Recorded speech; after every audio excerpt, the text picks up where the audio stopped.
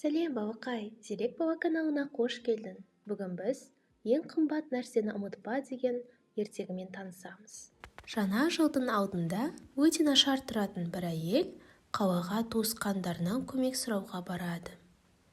Кедей тұратын туған туыстары өздерінің жағдайлары төмен болса да, бар нәрсені аямай, әйелге киім, тамақ беріп, шамалар келгенше көмектеседі.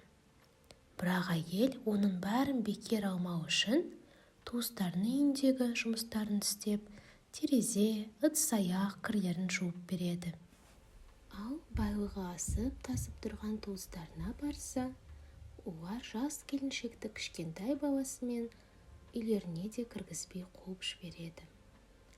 Тапқан табысымен балаларын қуантып, жаңа жылды бірге қарсы алайын деп, күн батпай тұрып әйел жолға шығады. Күн суық, қар қалың. Қанша асығып жүргенмен жолаушы түнге қалады. Бір қолында кішкентай баласы, екінші қолында әкеле жатқан сыйлықтары бар жас әйел әбден шаршайды. Түн ортасына таман ол жолдың бойында тұрған жартасқа жетеді.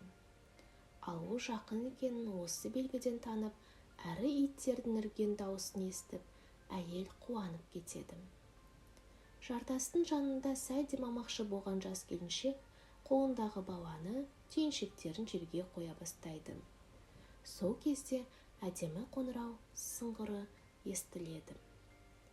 О, ғажап! Әйел тоқтаған үлкен жартас кенет дәл ортасынан қақ жарылып ашылады.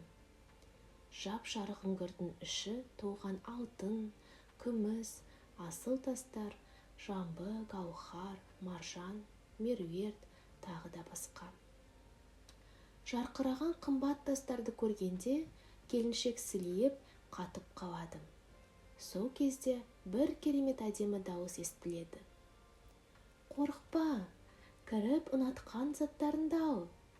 Бірақ есіңде болсын, үңгірдің сиқырлы есігі қоңыраудың соңғы соққан дауысымен бірге жабылады. Сондықтан кетерінде асығып, өзінің қымбат нәрсеңді ұмытып тастап кетпе. Жас келіншек үңгірге кіріп, баласын жердегі үйіліп жатқан алтынның үстіне отырғызып, өзі қолына түскен сақина, алқа, алтын, күміс, асыл тастарды қалталарына сала бастайды. Сол кезде құпия дауыс әйелді екінші рет ескертеді. Байқа, кетерінде ең қымбат нәрсеңді ұмытып кетпе. Балаларым бір қуанатын болды. Кедейлік күндерім осымен біткен шығар, деп ойлаған әйел қалталарына толтырып бітіп, енді басындағы орамалын жұлып алып, алтын мен күмісті соған салады. Тезірек, уақытым бітіп қалды. Ең қымбат нәрсеңді ұмытпа. Әдемі дауыс жас келіншекке үшінші рет ескертеді. Қоңыраудың соңғы соққан дауысын естіп, әйел оқтай ұшып, далаға жүгіріп шығады. Гүрілдеп үңгірдің есігі жабылып қалады. Далаға шыққан жас келіншектің есіне баласы енді ғана түседі. Балам қайда? Байғұс әйел қолындағы байлықтың бәрін жерге тастай салып, жартасқа қарай жүгіреді. Бірақ жартастың жаңа ғана ашық тұрған есігі тұрмақ, шыбын өтетіндей тесігі де қалмаған еді. Жинаған алтын мен күміс баламның бір тамшы жасына да тұрмайды. Дүниедегі ең қымбат нәрсемнен айырылдым ғой, деп келіншек еңіреп жылап жібереді. Осылай баласынан айырылып, жинаған алтын күмістерді тастап, әйел көз жасын көл қылып үйіне қайтады. Бір жыл өте шығады.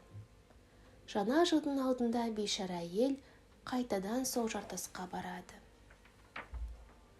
Түнгі қоңырау соққанда үңгірдің есігі ашылады.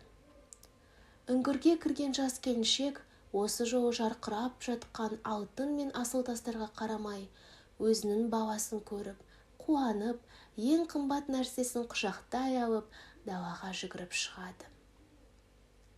Ауыздан ауызға тараған сөз бойынша, нәрестенің қолында таза алтыннан жасалған шыршаның бүршігі болған екен.